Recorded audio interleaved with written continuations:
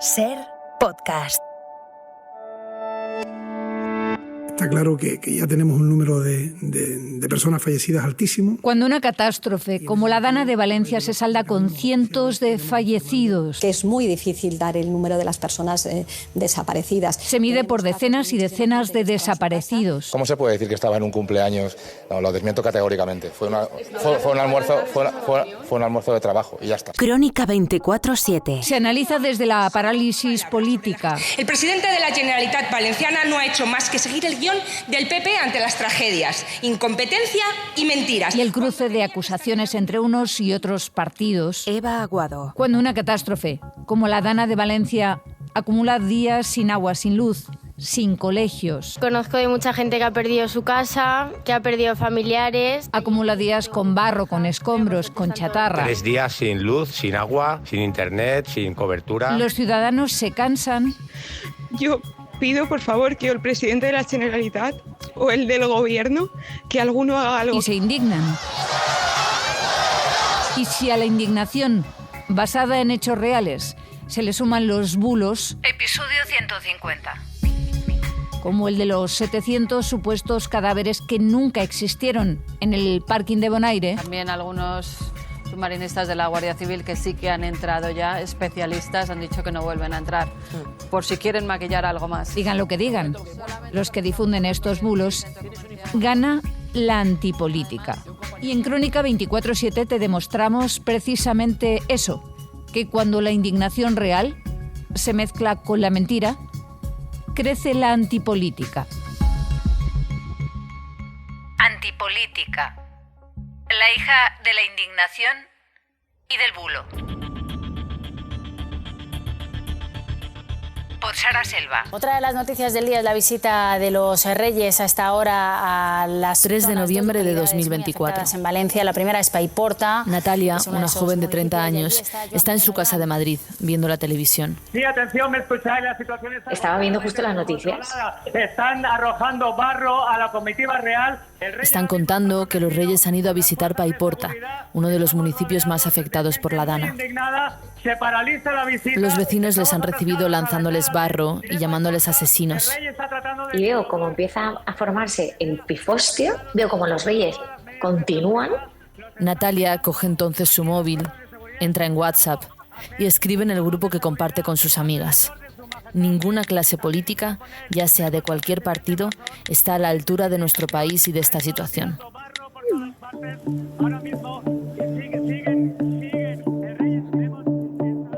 Ahora mismo no tengo empatía con ninguno de los políticos que tenemos, no me siento representada por ninguno.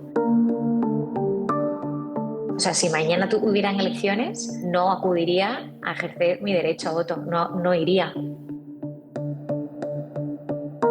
La indignación de los vecinos, el dolor por los fallecidos y la confusión de la catástrofe están convirtiendo la tragedia de Valencia en un caldo de cultivo para la antipolítica. Quien mejor sabe aprovechar ese escenario es la ultraderecha. Son expertos en capitalizar emociones e instrumentalizar el malestar de la sociedad y se han puesto a ello desde que el agua inundó las calles y las casas de decenas de municipios valencianos. Es que aquí no se puede estar. Y todo lo hacen por no admitir que ellos tienen la culpa, cuando la culpa la tienen todos, ya me da igual que seas de izquierdas, de derechas. Se aprovechan de la desesperación. Es que nadie está poniendo medios. De la sensación de abandono. Llevamos 50 horas sin luz en casa. Y les funciona. Porque conectan con algo más. Con el enfado.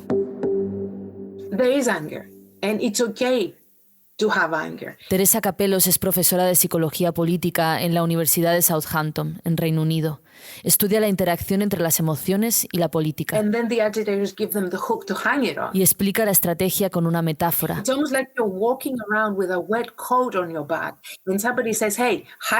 Es, dice, como si alguien fuera andando por la calle con un abrigo empapado y pesado colgado a la espalda. Y otra persona, de pronto, le ofreciera un perchero donde dejarlo colgado. Le ofreciera liberarle de ese peso. El abrigo, en este caso, es ese enfado, esa frustración, y el perchero, los agitadores ultraderechistas, que ven la tragedia como una oportunidad para poner en marcha la maquinaria de la desinformación. Muy buenas, queridos seguidores. Los tentáculos de la ultraderecha se ponen entonces a funcionar. Después de ver que se reparten más ayudas a los ilegales que a los nuestros. No solo a través de un partido tradicional. Y hay más muertos de lo que nos están contando. También a través de pseudomedios. Tengo que hacer este vídeo porque como valenciano no puedo seguir mordiéndome más la lengua. De agitadores. Compañero Pedro Sánchez, no has hecho nada. Y de un ejército de seguidores. El pueblo entero ha tenido que intervenir. Me iba ahí con mi familia a Marbella. Que comparte. Viendo las imágenes de sufrimiento y sabiendo que no estaban mandando imágenes manipuladas de los medios, de que estaba todo controlado. Estamos aquí en el... Hay que ser canalla, hay que ser paso. Comenta. Bomberos, según me dicen algunas autoridades... Porque no hay manera ni de dónde meterlas. Varios cadáveres... Pero es que no se puede circular. Para hacer 10 kilómetros de agua. Reenvía. El centro comercial Bonaire. Acumulando millones de reproducciones. El contenido de esos mensajes, aunque no sean ciertos, pasa de las redes a los móviles. Llega también a algunos medios de comunicación, hasta que se coloca en la agenda, en el discurso público. La estrategia no es nueva. El hábitat natural de la extrema derecha es el caos. Y se acentúa con cada crisis. Este discurso de la antipolítica se va nutriendo de los diferentes malestares que los partidos políticos tradicionales no son capaces de resolver. Ana López es doctora de Ciencias Políticas en la Universidad de Valencia. Con lo cual, cada crisis alimenta la antipolítica si no hay una respuesta eficaz por parte del gobierno. La ultraderecha lo sabe. Y ellos aprovechan cualquier momento en el que el Estado falla o el Estado no cumple las expectativas para instrumentalizar ese malestar. Y sabe además cómo hacerlo. El problema es que ellos estaban preparados. Ellos son los primeros en utilizar las redes sociales como instrumento de propaganda y de movilización. Actualmente la guerra de la desinformación está en el lado de la extrema derecha. Con esta forma de actuar, la ultraderecha busca, por un lado, atención. People do it because they find that it's only in these times of crisis that they can get attention. Desviar el foco. Busca también colocar sus causas. El negacionismo climático, por ejemplo, deslegitimando la información científica. Y quieren también generar desconfianza, desestabilizar. Ellos quieren derribar la democracia desde dentro, como hemos visto que hay gobiernos que la están modificando, o desde fuera, a través de este tipo de campañas. Para eso utilizan mentiras, pero no solo. La desinformación también es información inexacta, manipulada, sin contrastar. A veces es simplemente información que podría ser real, aunque en el momento en el que se difunde no se base en ninguna certeza, solo en la posibilidad de ser cierta. Hay un ejemplo claro de estos últimos días. Todavía queda mucha agua y el del bulo del parking de Bonaire. Me cuenta que en este parking, el famoso parking de aquí, del centro comercial de Bonaire, hay 700 coches que todavía no constan que han salido ya. Uno de esos agitadores, Bertrán Endongo, contó en redes sociales que en ese parking inundado se habían quedado atrapados 700 coches. El vídeo acumuló 4 millones de reproducciones. Y a eso le siguieron más. Me acaba de informar un amigo que está en los buzos estos de los GEAS que el parking de Bonaire es un completo cementerio. O sea. Iker Jiménez, que tiene 900.000 seguidores, escribió: en el parking de Bonaire hay muchos cuerpos. No había ninguna información real, contrastada, que apuntara a esa posible tragedia, pero existía la posibilidad de que fuera real, y con eso bastaba. Todo iba, además, acompañado de un mensaje: el gobierno nos está ocultando datos, nos mienten. Un día después, la Guardia Civil confirmó que no había encontrado ningún cuerpo en el parking, pero para entonces el bulo ya había circulado. Y así lo consiguen provocar una amenaza, que se demonice al Estado, que se instale la desconfianza. La antipolítica no siempre se asocia a la derecha. La antipolítica también depende del momento político y de qué ideologías o actores tienen una cierta hegemonía o control sobre el discurso político que se ve como socialmente aceptable. Felipe González Santos investiga la extrema derecha en la Universidad de Babeș-Bolyai, en Rumanía. Cuenta que ahora, con un gobierno progresista y la agenda dominada por la derecha, es probable que la antipolítica se politice desde ahí, desde la ultraderecha. Si esta catástrofe hubiese sucedido, por ejemplo, en el 2011, en la época del 15M, esa misma catástrofe, esa misma antipolítica, muy probablemente se habría politizado en una dirección progresista. En este caso, los expertos coinciden. Con este contexto, si se extiende la antipolítica, quien gana es la ultraderecha. En situaciones de colapso social, la ultraderecha se mueve muy cómodamente y es capaz de posicionar sus discursos muy cómodamente. Porque provocan una amenaza, una sensación de colapso y se presentan después como los salvadores. Son capaces de hacer muchos mensajes relacionados con el orden, prometer un orden que ha colapsado y hablar también pues, de una manera un poco más vertical y autoritaria, que es lo que una gran parte de la ciudadanía puede buscar o necesitar en momentos de inestabilidad y de crisis. Y esto, si no se aborda, puede permanecer en el tiempo, puede traducirse después en un impacto político. Not say, oh, it's the agitators who are causing trouble. La clave para Teresa Capelos no está en echarle la culpa a los agitadores, o al menos no solo en eso. The problem is that there is trouble already on the ground and people are hurting. So la clave, dice, está en abordar desde la política el enfado y la frustración de la sociedad, que existe y que es real, no echarle la culpa a otros, no invalidarla. Sin enfado no hay nada que instrumentalizar. Cuando no hay un abrigo empapado que cargar, el perchero pierde toda su utilidad. Crónica 24/7.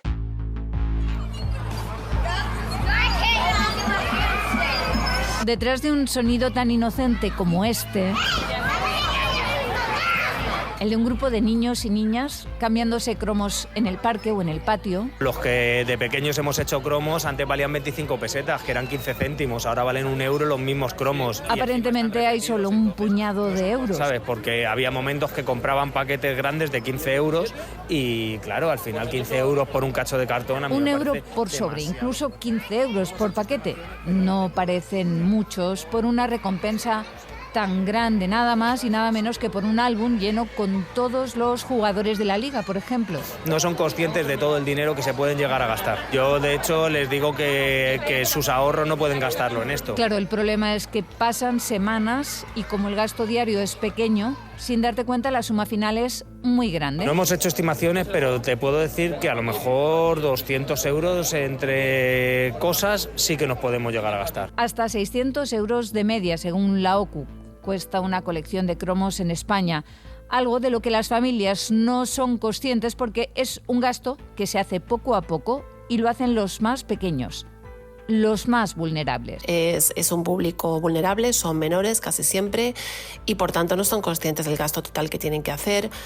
Y los padres, al ser poco a poco, tampoco se dan cuenta del impacto económico que supone que sus hijos tengan que completar esta colección. En Crónica 24/7 te contamos lo que piden las asociaciones de consumidores y usuarios para que coleccionar cromos en los álbumes de papel o avatares en los videojuegos no sea una trampa muy cara para los más pequeños. Lo veo como las tragaperras, ¿no? Al final te pueden poner una estimación, pero la estimación, como no te toca un cromo, puede subirse y multiplicarse por 2, por 3 o por lo que sea, porque si no te sale un cromo vas a ir a por él, ¿no? Al menos de que haya esta iniciativa como la del rastro, que dice voy a tiro hecho a por este cromo. Pero es verdad que lo hacen a postas y al final sacan unos ejemplares de un cromo para que al final estén todos los niños comprando. No sé qué estimación, habrá gente que tenga suerte y que le toque. Los cromos. Ese sacadineros silencioso. ¿Sí lo tenéis los dos? Sí. Venga. ¿El 7? No. 7 no. Lo tengo 2 veces. Tampoco. Lo tengo 2 veces. Muy bien. Y 3 veces, ¿no? Eros, de tan solo 8 años, no puede ocultar la emoción en su mirada. Por Minerva Marcos. Hoy para él es un gran día. Llevo dando la lata para que me traigan la primera vez que vengo. Después de muchos intentos, ha conseguido que sus padres, Ana y Juan José, le acompañen a una plaza ubicada en pleno rastro madrileño. En ella, cada domingo se reúnen decenas de personas con el único objetivo de conseguir los cromos que más se les resisten. Nos ha regalado cromos muchos. Hombre, pues con la ilusión que tiene él, pues te hace ilusión también, la verdad, porque esta mañana estábamos en casa y estábamos diciendo, no nos apetece nada ir al rastro, pues nosotros nunca hemos venido, pero verle a él la ilusión que tiene, todos los cromos que se lleva y este chico que encima se los ha regalado, pues muy bien. Ahí han conocido a Daniel, que ha logrado completar el álbum de la Liga, uno de los más populares, en solo 2 meses. ¿Tú lo tienes? Ahora. Dame, Valladolid. Valladolid. Lo tenemos. ¿El escudo? No. Vale. El escudo y El 5, ¿te falta el 5? Nos regalaron el álbum, estamos en vacaciones y nos regalaron el álbum y bueno, ya vinimos a un primer día a ver cómo funcionaba esto y ya pues nos hemos enganchado hasta que la hemos terminado ya. Ha sido un poquito tiempo, pero porque hemos cambiado mucho.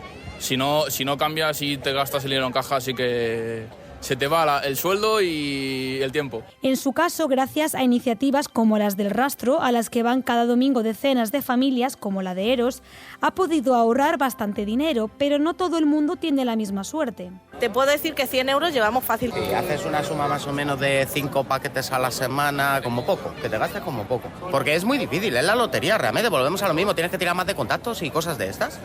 Porque si no, al final vas abriendo paquete, cuando te quedan 3 cromos, ¿cuántos repetidos te van a salir realmente? Que dice, bueno, es un euro, mamá, es un euro, y tú vas a comprar el pan, venga, un euro, pero cuando ves todos los cromos, cuando los tiene abiertos, ya, o sea, en el álbum dicen, madre mía, y el otro día él lo dijo, madre mía, los cromos que ya tengo. Esta realidad es la que viven las personas que cada año se hacen con el mítico álbum de Panini. Sobre a sobre, euro a euro, los clientes invierten una gran cantidad de dinero sin apenas darse cuenta. Ahora la OCU ha denunciado a esta empresa por lo que aseguran es una falta de transparencia. Consideramos que Panini está vulnerando la Ley General para la Defensa de los Consumidores y Usuarios al no ofrecer esta información clara y detallada sobre el coste y proceso final de las colecciones. Nosotros, desde luego, calificamos esta práctica como engañosa, ya que además se da el hecho de que los consumidores son consumidores vulnerables, son en su mayoría menores de edad y pueden no tener una visión global de lo que significa ese gasto. Lo explica Ileana Izberniceanu, directora de comunicación de OCU. Según un estudio realizado por este organismo, los consumidores se gastan de media 600 euros en completar esta colección. El modus operandi es muy claro. Lo que hacen empresas como Panini es que los cromos que son más codiciados, que son los que son más difíciles de encontrar, los introducen a los sobres en cantidades muy, muy limitadas. Con esto se obliga al consumidor a comprar más y más sobres con el objetivo de encontrar esos cromos que son los raros en esta colección. Además, en los últimos años se han incrementado notablemente los precios de estos sobres. El dinero, en el caso de los cromos, se va gastando poco a poco. Algo similar a lo que ocurre con otras formas de ocio que, de nuevo, afectan especialmente a los más pequeños, considerados un público vulnerable. Lo primero, que estamos desactualizados, por favor, código de creador, la skin que menos se parece a su streamer. Gracias a todos, de corazón, os pongáis mi código. Thank you very much. Esto no es como Fortnite o videojuegos tan populares como Fortnite o Minecraft también han sido objeto de denuncia por parte de asociaciones de consumidores, entre ellas Asufin. El motivo también es económico, como explica Patricia Suárez, presidenta de este organismo. Pedimos a las autoridades que garanticen que estas compañías cumplen con las normas y proporcionen a los consumidores entornos de juegos seguros. Especialmente en la denuncia exponemos cómo la industria de los videojuegos estimula el gasto de los consumidores mediante el uso de monedas premium en el propio juego. Con las premium tenemos problemas porque suelen presentarse como gemas, monedas de oro u otros elementos vistosos que se alejan del dinero real y que se puede perder la percepción de lo que realmente te está costando. Estimula el gasto y crea patrones adictivos. Está demostrado. De media, los niños europeos gastan 39 euros al mes en compras dentro de los videojuegos. Ojo, estamos hablando de menores de edad. El problema es que estos juegos se presentan como gratuitos, pero si quieres obtener ciertas ventajas hay que pagar. Y de nuevo, esto es una trampa para menores como Iván, que empezó a jugar a Fortnite a los 10 años. Ellos no son conscientes del gasto. Si le compras alguna mejora del juego, algún pase de batalla. Dinero más o menos que me he podido gastar, unos 50 euros. Me parece fatal que se presente el juego como gratuito y luego sea un sacadinero, porque para las mejoras, para subir de nivel, claro, como todos los niños lo tienen o sus amigos lo tienen, ¿cómo se va a quedar sin pase de batalla? María José, su madre, reconoce que el pequeño, a pesar de ser insistente, no ha comprado nunca sin su permiso, pero esto sí ha ocurrido en otros casos, como relata la doctora en psicología Silvia Álava. Vemos casos en los que directamente cogen la tarjeta de sus padres y lo están comprando ellos sin esa autorización, o porque la tarjeta se queda grabada dentro del videojuego y entonces ni tan siquiera ya tienen que pedir autorización y de repente llegan cargos especialmente altos en la tarjeta, que es cuando los padres se enteran. La experta en menores insiste en que para ayudar a los niños es esencial la colaboración activa de los padres. Lo primero es hacerles entender, tanto en el caso de los cromos como en el de los videojuegos, la importancia del dinero. Sobre todo, que sean ellos quienes lo paguen. Eso es muy importante, ¿no? Que sean ellos quienes vayan al kiosco, lo pidan y que salga de su dinerillo, del bolsillo, de esa propina, para que sean capaces de valorarlos y estimen si les merece la pena o no. En el caso de los videojuegos, una cosa súper importante, nunca dejar las tarjetas asociadas a el videojuego, porque si no ellos van a estar continuamente comprando y valorar muy bien el precio que tienen cuando vayamos a adquirir alguna de las cosas que piden comprar. Desde OCU piden a Panini que sea más transparente e indique en un lugar visible, por ejemplo en los sobres de cromos, el precio estimado de gasto. En el caso de los videojuegos, desde Asufin solicitan que no se utilicen otros nombres para referirse al dinero. Crónica 24/7. Hemos venido con tiempo porque sabíamos que había problemas. Cuando no es por las obras de mejora de la red de alta velocidad y las líneas convencionales. Pues yo salía a la 1:30 dirección Madrid y luego tenía que coger otro tren a León y pues nada, me la han cancelado. Es por el aumento de viajeros, porque hay más operadoras ferroviarias que ofrecen billetes más baratos. Y ahora no sale ningún tren y no tenemos ni explicaciones ni nada. Y cuando no es por el robo de cable o por un suicidio. Hemos venido aquí y hemos visto en el cartel de salidas, pero no hemos visto el número nuestro, el de nuestro tren. O por un descarrilamiento, como sucedió hace unas semanas en el túnel entre Atocha y Chamartín, que obligó a cancelar decenas de trenes y dejó en las vías a miles de pasajeros. Me suspendieron el primer tren, el segundo también me lo suspendieron, me dijeron que venga para acá y acá tampoco hay. Cuando no es por una cosa es por la otra. El caso es que no son excepcionales ni las incidencias ni los retrasos al viajar en tren en España. Más bien, todo lo contrario. Lo que sí es excepcional... Pero nuestra red además tiene una característica que la hace singular.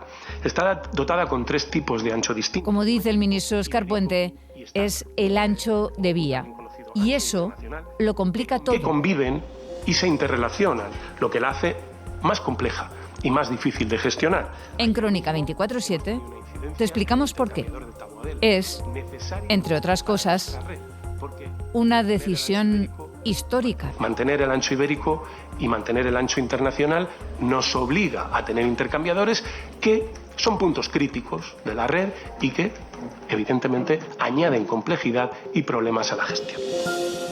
El ancho también importa. AVE, destino Madrid, Puerta de Atocha, con salida a las 17 horas y 56 minutos. Por Edu Hernández. Día 2. Últimamente se habla mucho del estado de la red ferroviaria en España. Señores clientes, no crucen las vías. Incidencias, aglomeraciones, descarrilamientos, obras, sucesos que para los usuarios han terminado siendo un suplicio.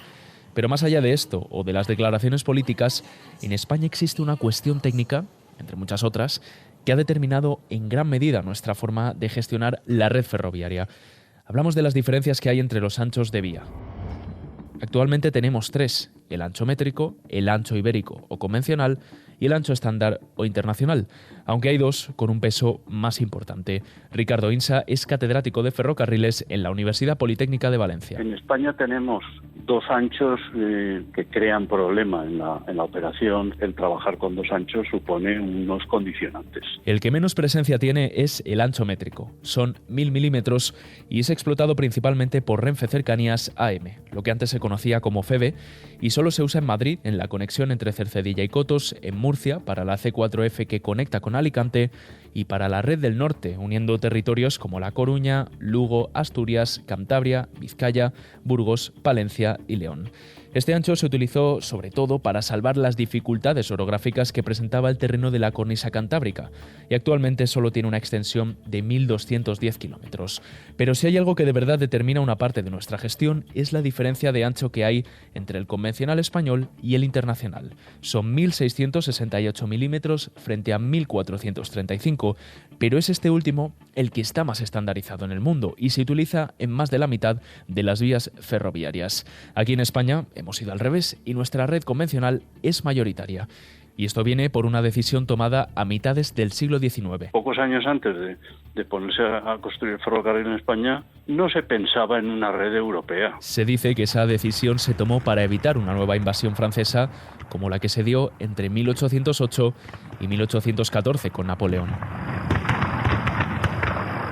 Hacer vías con un ancho diferente al francés podría frenar la llegada de tropas por ferrocarril, pero según el portal especializado Geotren, que cita a Jesús Moreno, autor del libro Prehistoria del ferrocarril, esta teoría no tuvo mucho eco en aquellos años. Solo se escuchó muy de pasada en una comisión parlamentaria de 1850. La realidad es que esta decisión fue tomada por 3 ingenieros: Juan Subercase Cretz, José Subercase Jiménez y Calixto Santa Cruz. Esta quedó plasmada en la Real Orden del 31 de diciembre de 1844. Lo que se argumentaba es que la orografía española tiene un terreno más escarpado por la presencia de montañas y terrenos accidentados, así que los trenes tenían que tener un ancho mayor. Se creaba entonces el ancho de 6 pies castellanos, algo que nos iba a aislar de Europa porque obligaba a cambiar de tren en la frontera. A partir de ahí llegarían trayectos como el Mataró-Barcelona, inaugurado en 1848, o el Madrid-Aranjuez, que inicia en 1851. El AVE comenzaba su andadura comercial. Los miles de viajeros que se desplazan a diario entre Madrid y Sevilla son el mejor testimonio de la buena acogida que el tren ha tenido entre la sociedad española. Y aunque hubo rutas que utilizaron el ancho internacional, no fue hasta 1992, con la inauguración del AVE a Sevilla, cuando se unieron los conceptos de alta velocidad y 1435 milímetros. Hoy tenemos trayectos en alta velocidad por vías de ancho convencional y por vías de ancho internacional, gracias al desarrollo de los trenes. Si miramos el mapa de la red, el último recogido por Adif en 2023, señala que tenemos unos 11.000 kilómetros de vía en ancho convencional y poco más de 3.000 en ancho internacional. En alta velocidad son casi 4.000 si sumamos esos 2 tipos de vías. Así que vista la historia y vistas las cifras, ahora viene la pregunta: ¿de qué manera influye todo esto? El ancho de vía, pues a lo mejor en un 10%, un 15% de problemas, pues se podrían a lo mejor conseguir laminar, solventar de alguna forma alternativa. Lo primero que se nos puede venir a la cabeza es cómo pasamos trenes de un ancho a otro. Cambio de ejes, de anchos en los vehículos. Hay soluciones de intercambiadores de ejes que se conocen ya y están funcionando. Es lo que se conoce como cambiadores de ancho. En España tenemos 14, según los últimos datos de Adif, 12 para recorridos nacionales y 2 en la frontera con Francia, país con el que era necesario instalarlos para poder pasar trenes sin mayores complicaciones. Estos se ubican en pequeñas estaciones a lo largo de la vía y permiten cambiar el tren de un ancho a otro, pero el vehículo tiene que tener instalada la tecnología de rodadura desplazable, es decir, que sus ruedas y ejes, lo que son los bogies, se puedan adaptar a cada ancho. Los cambiadores en España son desarrollados por Talgo y CAF, nuestros grandes fabricantes de tren. Esto es una solución para determinados trayectos, pero ni se pueden instalar por toda la red, ni tenemos tantos trenes de rodadura desplazable. Inicialmente hasta las 9:30 y seguimos acá. He llegado aquí y me he metido a ver si, he encontrado a 2 chicas, me he ido con ellas en el taxi y he entrado a ver si qué hacía, si cambiaba el billete, porque no teníamos ningún tipo de información de nada. Esto condiciona también la forma en la que se gestionan las incidencias, y el mejor ejemplo lo tuvimos en Atocha con el descarrilamiento del pasado octubre en el túnel que une esta estación con Chamartín. Los trenes de alta velocidad del corredor del Levante quedaron desconectados de Madrid y se produjo un cuello de botella en las primeras horas, también por un intento de suicidio que obligó a desconectar la tensión en Atocha en las otras vías. Esos trenes de alta velocidad funcionan con un ancho internacional y la mayoría no pueden desplazar sus ejes, por lo que no podían ser derivados por la otra parte de Atocha en la que circulan los cercanías y los media distancia que funcionan en ancho convencional. Así que no puedes descongestionar los atascos y permitir que la red siga funcionando por otros sitios, como sí que pasa en otros países. No puedes establecer, pues como tiene Alemania, por ejemplo, una red muy capilar, una red muy cuando tiene una avería en una zona, pues hace un bypass, hace un rodeo. Esto plantea un problema para la segunda fase de liberalización que ha dado a conocer Adif.